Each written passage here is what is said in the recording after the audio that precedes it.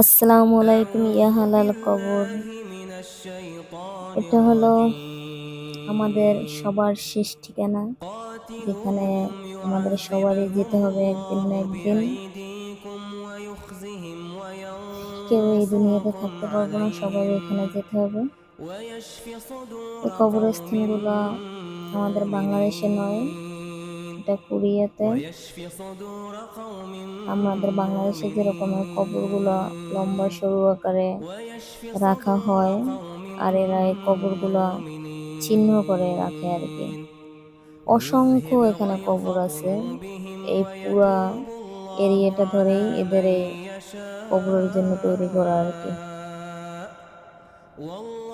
এখানে ইহুদি না খ্রিস্টান সেটা আমার সঠিক জানা নাই, তবে সম্ভবত এটা মুসলিমদের কবরই, কারণ ইহুদিদের কবর অন্যরকম করা হয়, এরা পুড়িয়ে ফেলে তা ছাইগুলো অন্য জায়গায় রেখে দেয় আর কি।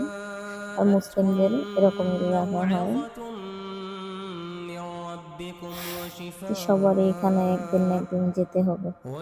সবাই ভালো থাকেন।